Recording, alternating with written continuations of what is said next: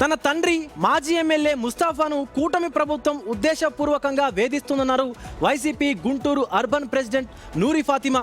సంబంధం లేని కేసులు బుక్ చేసి ఎంక్వైరీ పేరుతో వేధిస్తున్నారని ఆరోపించారు. డీఎస్పీ ఎప్పుడు పడితే అప్పుడు ఇంటికి వచ్చి విచారణ పేరుతో వేధిస్తున్నారని సంచలన వ్యాఖ్యలు చేశారు ఫాతిమా.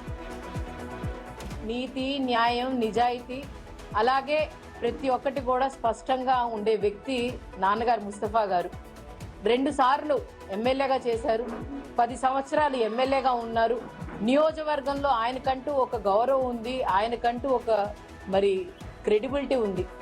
అలాంటి వ్యక్తిని ఈరోజు దేనికి సంబంధం లేకుండా ఆయన్ని ఇబ్బంది పెడుతున్నారు. ఎందుకనంటే పోలీసులు ప్రతిరోజు కూడా ఫ్యామిలీ మెంబర్స్ని ఇబ్బంది పెట్టడం, వీళ్ళున్నారు వాళ్ళున్నారు, వీళ్ళ ఎవిడెన్స్ ఉంది, ఆ ఎవిడెన్స్ ఉంది, వీళ్ళని తీసుకొని రండి వాళ్ళని తీసుకొని రండి, తీసుకెళ్లిన వాళ్ళు ఎక్కడున్నారో కూడా తెలియకుండా మేము ఇన్వెస్టిగేషన్ ఆఫీసరము, మేము ఏమైనా చేయొచ్చు అని చెప్పి డిఎస్పీ గారు ఎవరిని ఎప్పుడు ఏ టైంలో ఇంటికి వస్తున్నారో తెలీదు, ఏ టైంలో ఇంటి కాలింగ్ బెల్ కొడుతున్నారో తెలీదు, దేనికోసం వస్తున్నారో తెలీదు. వివాదాలకు దూరంగా ఉండే ముస్తఫా పలుమార్లు ఎమ్మెల్యేగా గెలిచారని, ఎక్కడ దౌర్జన్యం చేయలేదని అన్నారు మాజీ మంత్రి అంబటి రాంబాబు. అలాంటి ముస్తఫాపై సంబంధం లేని ఇష్యూలో నూజివీడులో ఎఫ్ఐఆర్ నమోదైందని, ఏకంగా ఎస్సీ ఎస్టీ కేసులు పెట్టడం ఏంటని ప్రశ్నించారు. కూటమి ప్రభుత్వం అనుసరిస్తున్నటువంటి వైఖరిపైన న్యాయ పోరాటం చేస్తామన్నారు అంబటి.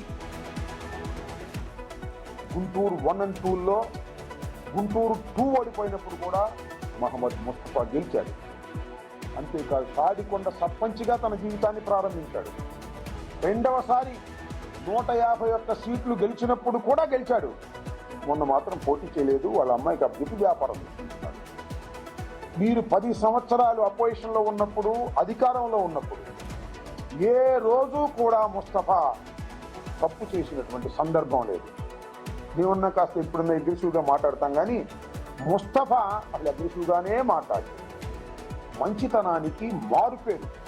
ఏదంటే సర్దుకుని అయ్యా బాబు అని సర్దుకునేవాడే తప్ప అధికారం ఉంది కదా అని చలాయించడానికి ప్రయత్నం చేసేటటువంటి వ్యక్తి కూడా కాదు. మీ అందరికీ తెలుసు, గుంటూరు ప్రజలందరికీ తెలుసు, రాష్ట్రంలో చాలా మందికి తెలుసు, మైనారిటీస్కి సంబంధించినటువంటి వ్యక్తి.